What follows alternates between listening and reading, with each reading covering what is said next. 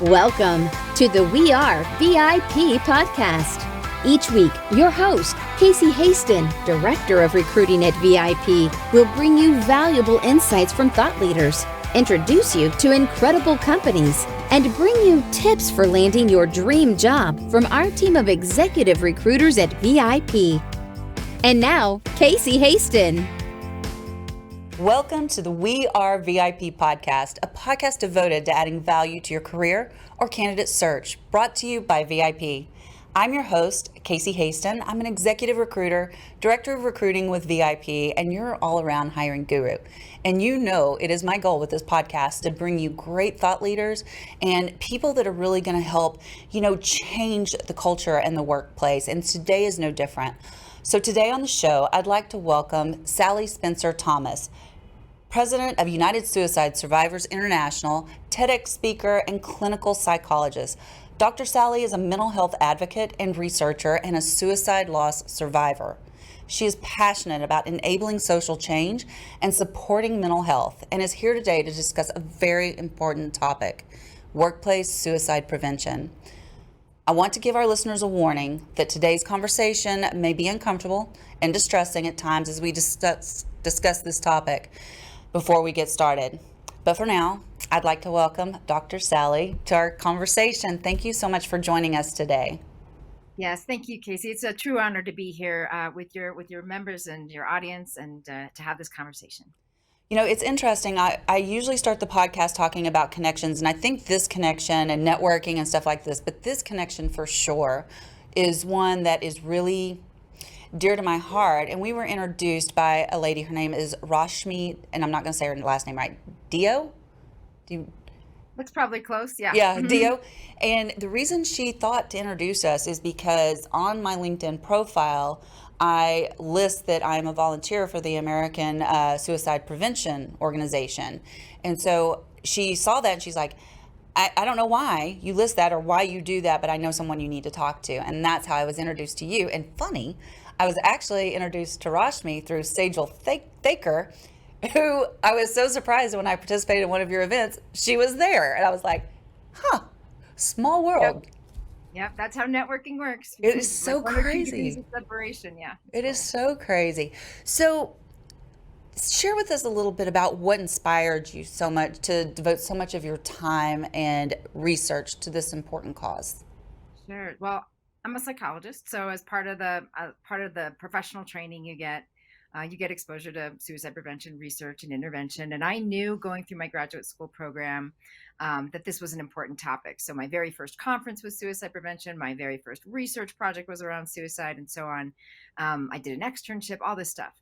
And then my brother died by suicide, which was absolutely life-changing. We all have these events in our life, the before and the after event. And that for me was absolutely transformational. The grief, the shock, the overwhelm that happened in that moment. And at that point in my career, I'd actually left therapy. I was doing leadership development and other things.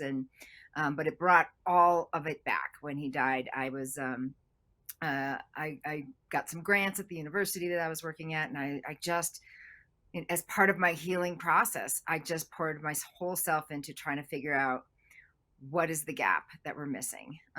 What can we do? What bold gap filling thing can we do to prevent what happened to Carson from happening to other people? Because no one should die in isolation and despair.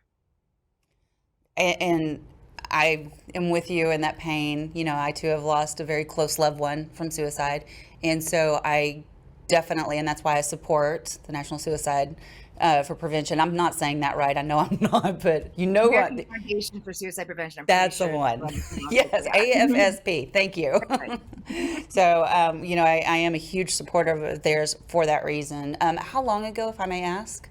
Yeah, December 7th, 2004. So it's a long time ago as far as the calendar is concerned, but it feels very close. Mm-hmm. In fact, his son announced to me an hour ago that he and his fiance are going to have a baby, and so here's yet another milestone that he's missing. There's just, it never ends. So I'm constantly aware of the whole constantly aware that he's not here to celebrate with us, that, he'd be a grandpa. Oh, wow. And this would be the Yeah. first? Yep. First grandchild. Yep. First grandchild in this generation Yeah. on my side of the family. Yeah. Wow. And it is such a loss. And I do think that with the proper education and there's going to be some that they're just going to be determined, right? When you have mental illness and all those kinds of things. But some of the suicides that occur, especially, and we'll probably get into this a little bit later, can be a result of the work environment, and that, like you said, that feeling of isolation and they don't know where to turn, or they feel like they have dug a hole so deep they can't get out of. So, yeah. And I'm not sure what I was this just going to say that, the reason we got into the workplace stuff is because, after Carson died, and I was just trying to understand like what happened here. And I poured into the data in a way that I'd never done before, like all in trying to figure stuff out. And what I realized is the majority of people who died by suicide were like Carson. They were working aged men. The majority of people who die by suicide have never stepped foot into any mental health service. They have one attempt and it's fatal. So we're not going to catch them through the healthcare system. We're not going to catch them through the education system.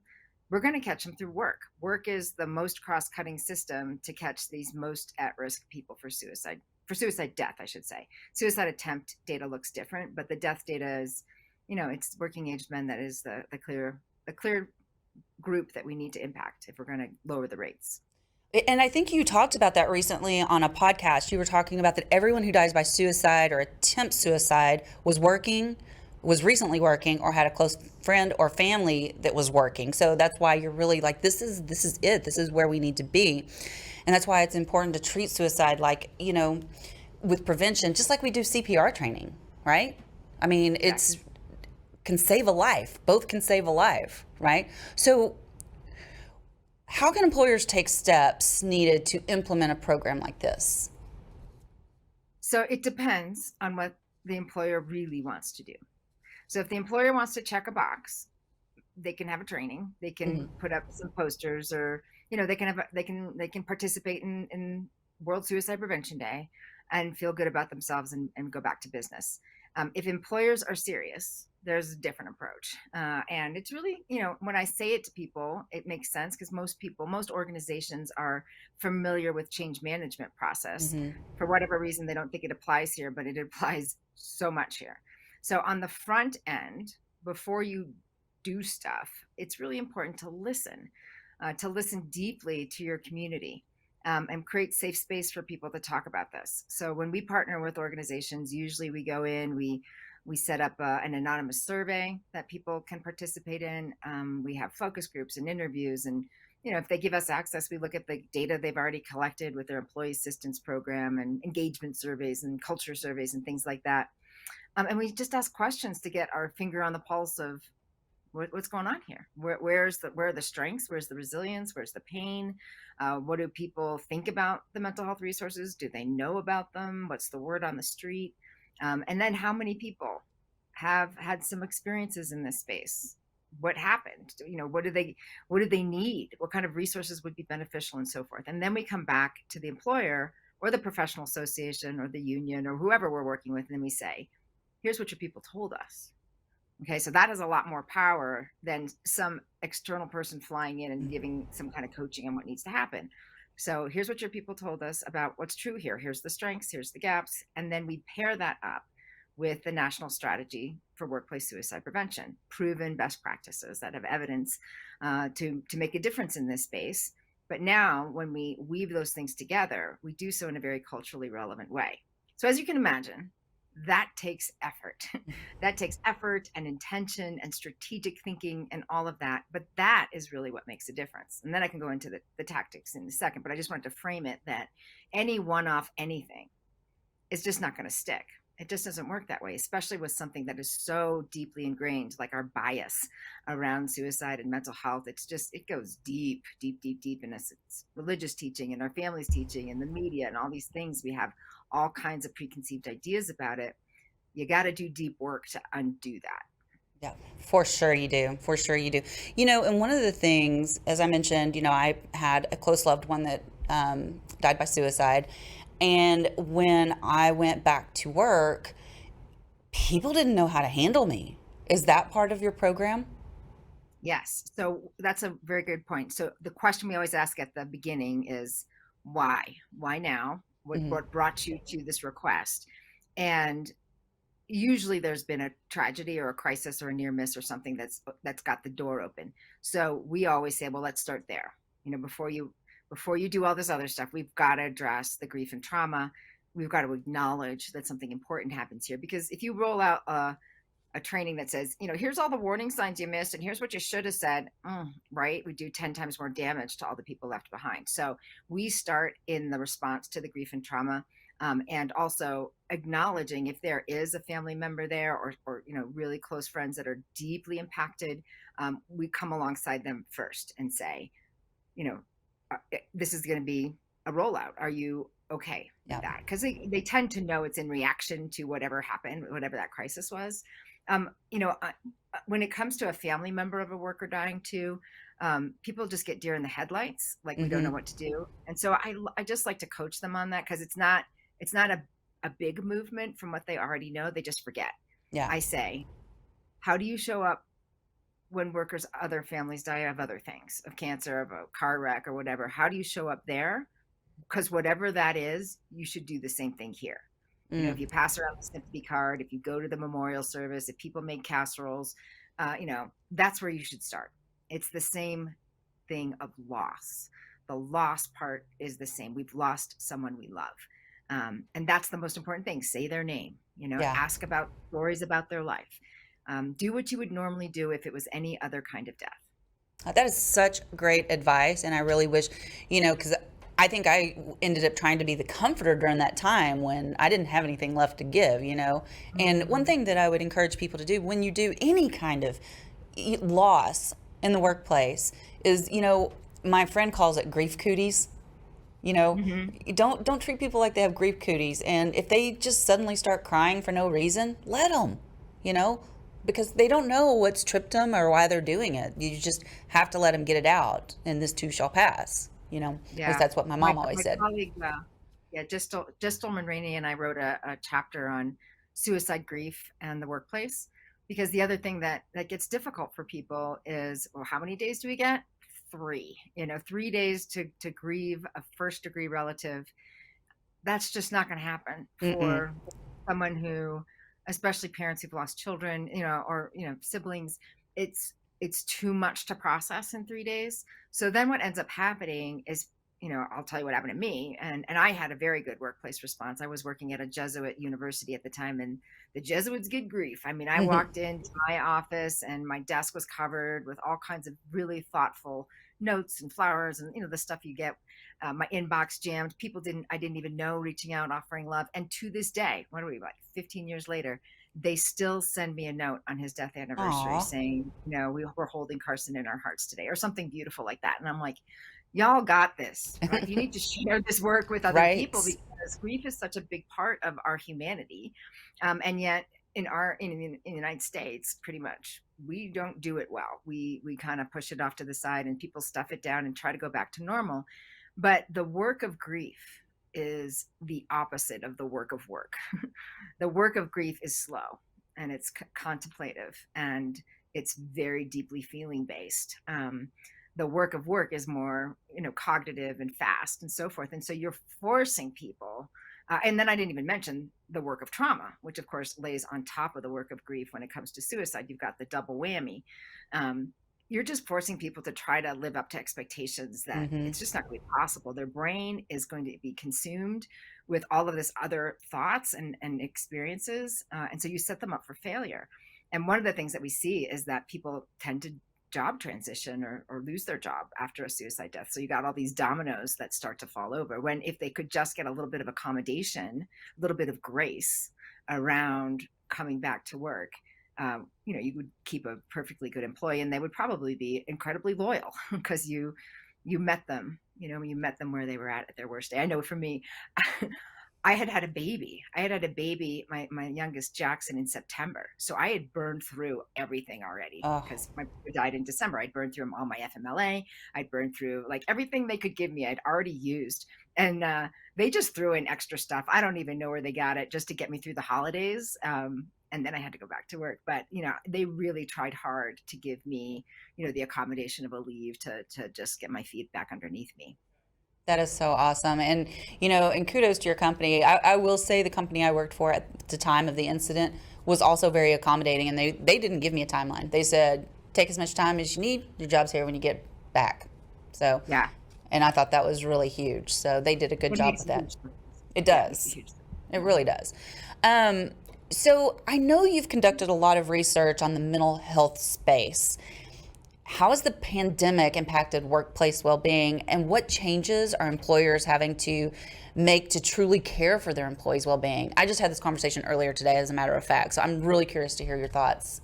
Yeah. So the story of the pandemic will still be unfolding for a long time. So I'll just put that out there. And we are learning all the time how it's impacting people's well-being. And, I think for me, the eye-opening piece was so SAMHSA, the Substance Abuse Mental Health Services Administration, our feds, our government agency that oversees mental health and substance use, they had pulled together data from large-scale disasters and noticed a very common pattern, which I think is playing out here. And so I always like to share it, which is, if you can think back to January, February of 2020, we had the anticipatory phase. We could see things coming. We weren't sure what we were dealing with.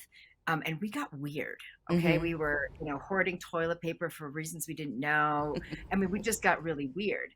And it was just our anxiety of not knowing what to expect. And then when it started to hit, which was really fast and strong, what tends to happen right at the moment of disaster is kind of an upswing of pulling together and a sense of we're all in this together and belonging, and it's kind of like a honeymoon phase.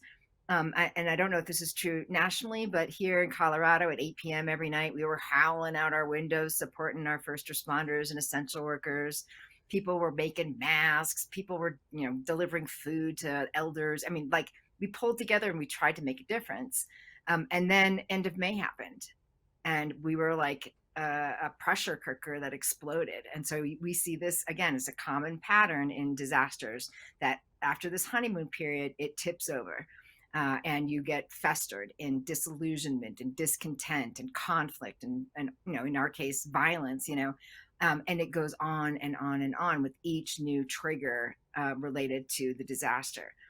We're still kind of in there, but I think also when the vaccine started to roll out here, we got glimmers of hope of coming back to some kind of normal thing. Felt like we could see people and do stuff that we used to do. And so we're kind of working our way up again with the reconciliation and reconstruction and trying to understand. But right again here we got the Delta variant looming. So I mean, looming in some areas, hitting in other areas. So that's kind of like the usual disaster curve that we mapped onto pretty well. Now, the unique contributions of the pandemic, this situation, also had people extremely concerned about skyrocketing suicide rates. We had people alone. We had tons of uncertainty about life and death issues. We had elders, who couldn't hold people and touch people. We've got babies and young kids who can't read, people's faces. I mean, we've got all these things happening. And we did see a lot of concerning early warning signs throughout the year, things that are connected to suicide. Obviously, changes in employment are connected to suicide.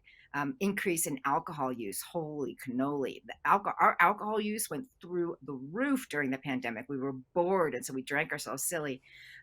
We also saw an uptick in firearm purchases. Around every single time there was a massive social conflict issue, huge uptick in firearm purchases. And again, I want to be clear, firearm owners are not more suicidal. However, if you are suicidal and you have access to a firearm, you're far more likely to die. So whenever we see upticks in firearms, we get concerned because more people have access to it when they're despairing in that impulsive moment. It's right there. And then things like domestic violence calls went up. Another thing that happened was child welfare calls actually went down because the kids weren't at school. And it's usually the guidance counselor, the teacher, they're the ones who notice neglect and abuse and so forth. And they're the ones that start to get that moving, and nobody was calling because nobody was watching these kids.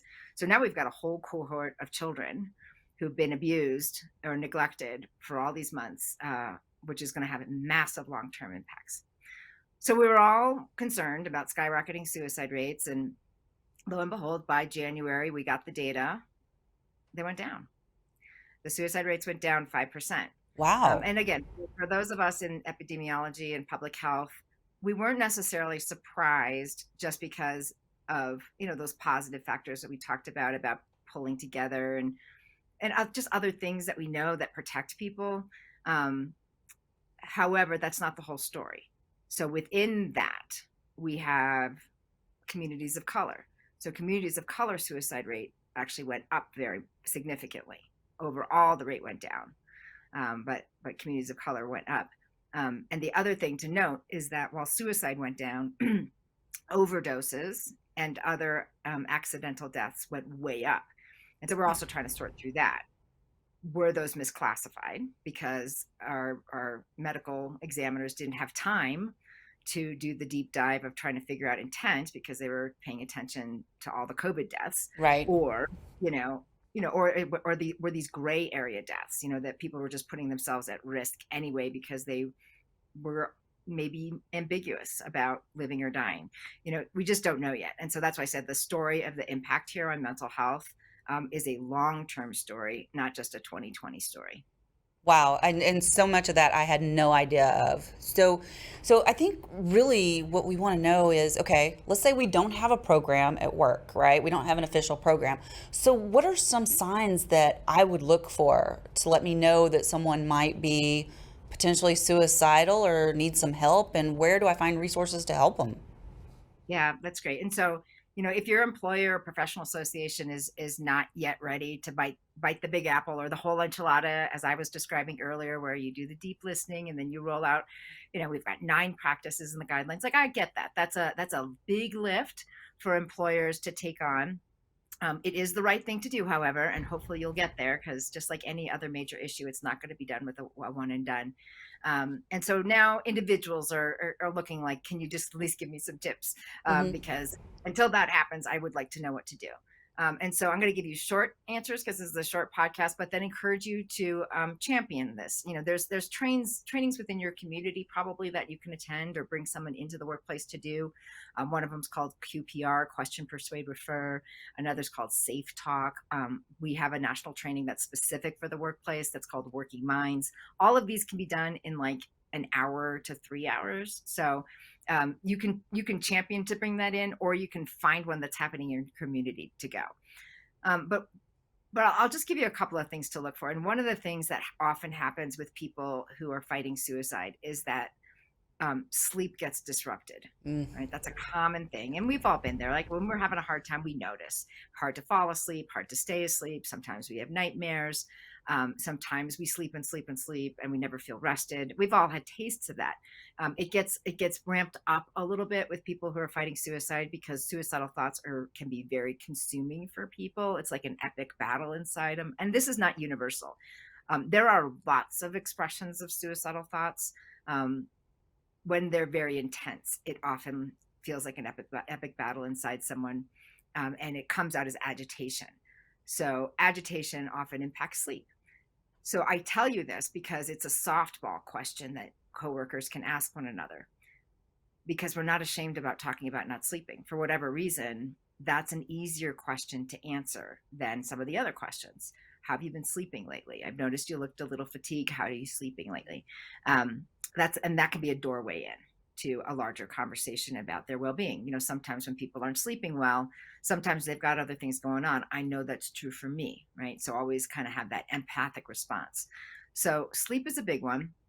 And that we also know they're very closely correlated. So the more sleep is disrupted, the more likely people are at risk for suicidal thoughts, behavior, and death. They're very closely correlated.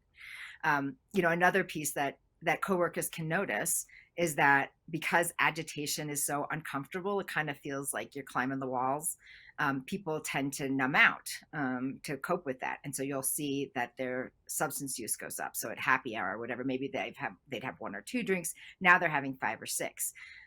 Reckless behavior also increases. So you might see people not adhering to safety standards at work, that they were really closely tied to and felt were really important, they kind of blowing them off, or they're driving drunk after happy hour, or things like that, where you start to notice that reckless behavior. Another thing that happens is that people withdraw. So maybe they used to participate in, the work softball league, or, they would go have lunch with people. And now they've got no bandwidth. They've got no bandwidth for people, and no bandwidth for any kind of things that they used to do, that they used to like to do. They kind of shrink their world down often into a very small place. And I remember when I went through my own depression, I understand that, because the parts of your brain that fire when you feel pleasure don't fire anymore. And so you actually can't enjoy eating. Going and being social is completely exhausting. And so it feels like self-protection when you withdraw, but what ends up happening is your world just kind of closes in on itself. And then the last one, I could go on all day on this, but I'll just give you one more, is that people will tell you. They just don't always tell you directly. So in the trainings that happen, we coach people on how to approach a conversation around suicide, and it's more than I can cover today. But the big point of it is that you need to be direct in asking a question about suicide if you're worried about someone, and it's okay to be wrong. That's the people feel like, what am I wrong? Well, Good. you're wrong. Yeah, exactly. Exactly. People like, will I be embarrassed? Maybe, I don't know. But what if you didn't ask and your gut was right? Then that feels worse, right? So asking a direct question is important, and that's sometimes how you get to find out that people are thinking about it. But many times people who are fighting suicide want people to know. They just don't know who they can trust. So it really is a question about trust. And so they will often do what we call in the business invitations to the conversation. They will give indirect statements, indirect expressions of their suicidal thoughts. And when you hear them, if you don't know what you're hearing, it sometimes just flies right by your awareness. But if you're noticing yourself, it's kind of like the hair on the back of your neck goes up a little bit. You're like, that doesn't sound right. But we tend to talk ourselves out of that. For example, like, why should I bother? Or this is just too much. I can't take it anymore. It's just things like that just seems a little fatalistic or a little off, about their worthlessness or how they matter in the world. And our brain does this wobble thing. Like, did I just hear what I thought I heard? And then we tend to talk ourselves out of it and go, nah, I'm just blowing things out of proportion. Joe's being Joe. It's no big deal. And so that's the other part that we train people in. If you start to hear those invitations, those indirect expressions of despair or hopelessness or frustration that are seemingly kind of dire, even though it's not direct, go in, like, ask a clarifying question. That was pretty interesting that you said that. What did you mean by that? Right. And see if you can get the conversation going that way. So that's another thing to notice. And when we start to train people on that, all of a sudden they pick up on it, where before it just goes right over their head because they don't know what to look for. Well, I feel like, and looking back, I don't know that I saw those signs, but I wasn't there either. So, I think that, and going back to the sleep thing, I can tell you without a doubt that my loved one went 3 days without sleeping. Of course, I didn't know that till after the fact, but it still happened. So, one more question, and then we'll get to our VIP questions, because we are just about out of time, but I really want to spend some time on this. So I hope you're still good on time and can give us just a little bit longer. But what are some of the truths of workplace suicide prevention you feel aren't widely known but should be? Yeah. So I trained all kinds of workplaces, large, multinational, small, nonprofits, government sector, everybody. And as part of my training, I always do anonymous and confidential polling, because I know something that's true that they don't know about each other. And I like them to reveal that to each other in this way. So I ask them, I say, in this anonymous and confidential poll, how have these issues shown up in your life? Addiction, mental health, suicide, either your first degree or you were your experience, or you were a first degree helper for someone else, a partner or a child or somebody. And it's almost universal, usually, in the high 90s. And then I say, for the 7% of you who have not had any of these direct or in 1 degree off experiences, you're surrounded by a lot of wisdom. It's because it's not a matter of if, it's a matter of when this shows up in your life. And you should just know when that happens, look to the left, look to the right. Mm. Everybody around you has had something in their life connected to this, and they will give you insight.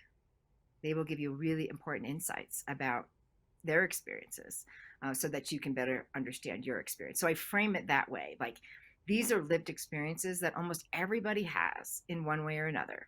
And if we just knew that about each other, we could come alongside each other instead of judging. A lot of times the judgment comes because it's a reaction, like, oh, I don't want to be thought of in that way, so I'm going to push against this other thing to make myself feel so different.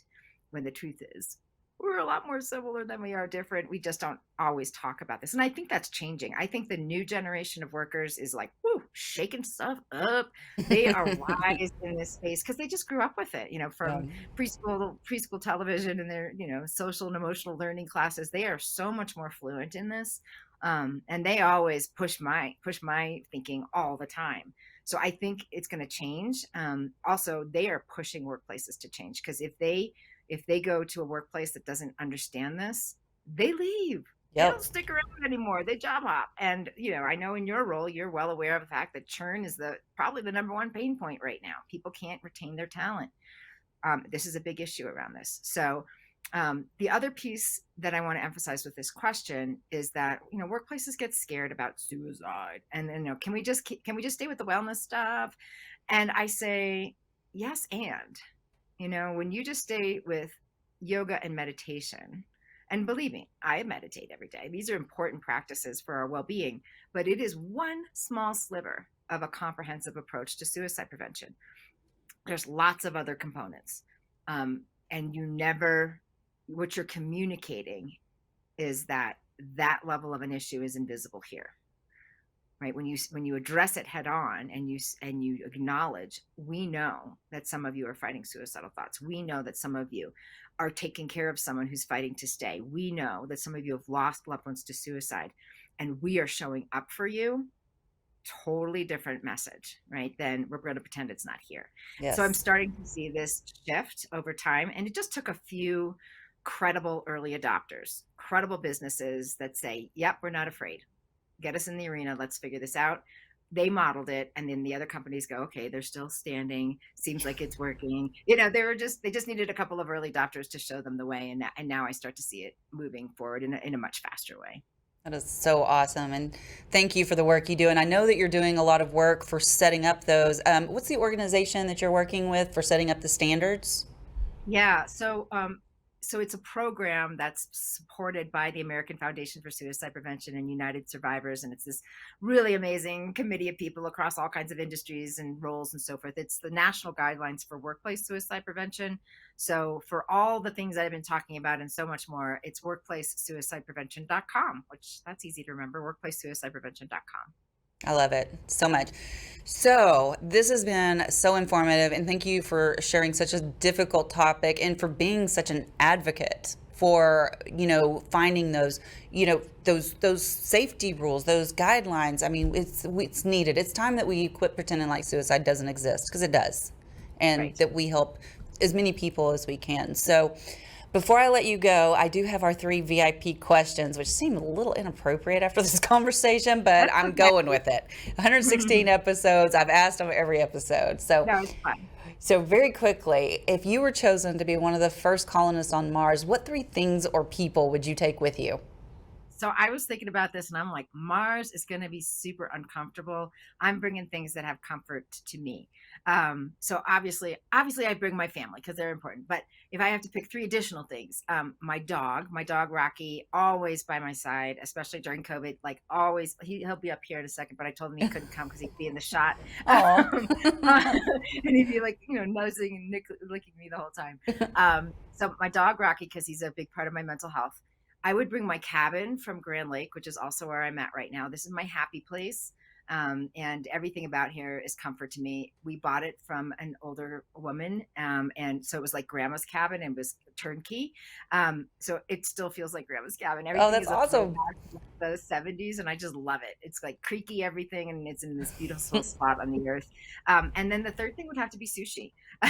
This is my favorite food and makes me so happy. So those would be the I am a big fan of sushi too, so I get that, and it's the first time I've ever had that on the show. So there you go, and a whole cabin. I mean, you're not just bringing a piece; you're bringing the whole cabin. That's awesome. So, and you alluded to this earlier, but I just want you to really highlight it. What is one thing you do each morning to set your day up for success? Yeah, I have a whole ritual that I adhere to very strictly during COVID, because I'm a business of two. If I go to, and I am the only breadwinner in our family of five. So if I go down, a lot of people go down with me. So I had to stay really well during a very, very difficult, like everybody, very, very difficult year. And so I adhere to a pretty extensive morning ritual, starting at about 4:30 with, running and meditating and so forth. But I think the thing for me that has been really helpful, because it starts to wire my brain from the very get-go, is just this practice. I write down the 3 things I'm grateful for the day before. And then I also get my brain wired for what am I anticipating that's awesome. So 3 things I'm grateful for the day before. And sometimes it's big stuff like my health or, my kids. A lot of times I focus on very, very concrete things, like the way my fuzzy slippers warm my feet. That kind of stuff. Like I get my brain to focus on very concrete sensation things to ground myself. And then the what to anticipate gets my brain wired not on my problems of the day, but what are the goodies I got coming, like trips I'm taking or people I get to see or projects I'm working. It's mostly not work stuff. It's mostly fun and friends and cool things like that. And I have to tell you, there were parts of the pandemic where that exercise, that what do I look forward to? I couldn't come up with much, and it was hard. Like I had to get real creative. I'm like, okay, I am looking forward to watching an episode of Breaking Bad tonight. Yes, I am. Okay. But it wasn't the big stuff. With me, it's usually travel. I'm usually getting on a plane, going somewhere cool, seeing friends, doing something fun, and I had nothing. So that was a big part of it. And then, writing down an affirmation and how it applies to my day. And it's usually just a word that I'm trying to focus on that kind of sets the tone for what I want to have happen that day. And that whole thing usually takes maybe 3 minutes. But what it does is it wires your brain from the very beginning of your day on the good stuff. Because I could just as easily look at my calendar and go, I'm not prepared. I didn't do the thing. It's going to be stressful. Right. And I don't want to do that like first thing in the morning. So wire your brain to go answer some questions that get you set for the day for good. I love that you just said that, and let me tell you why. This is such a synchronicity, because I listened to a podcast this morning that said almost the exact same thing. And I do that every morning too. I write down my gratitudes, but I don't necessarily look. And she said, write down also what you're looking forward to or what you're anticipating. So this is the second time I've heard it today, which means guess who's got a new ritual tomorrow? Yeah. Well, one of the things I learned was that our brains are hardwired to solve problems. That's what we do. So go give it work that solves a positive problem or a question. So good. It's an empowering question. Set your brain on a job that's going to help you. Right? Yep. Otherwise, it's going to get mired in the big ugly stuff, which it has to do anyways. But put into the mix something that's a problem to solve, a question to answer, that's going to be giving you good things to think about. One of my favorite sayings is, what you focus on grows. That's so true. That's so true. Okay, Final question. If your life's work was being summarized in a news article, what would the headline be?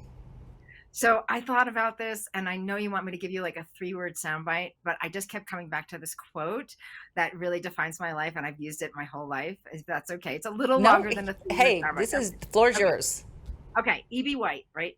I get up every morning determined to both change the world and have one hell of a good time. Sometimes this makes planning my day difficult.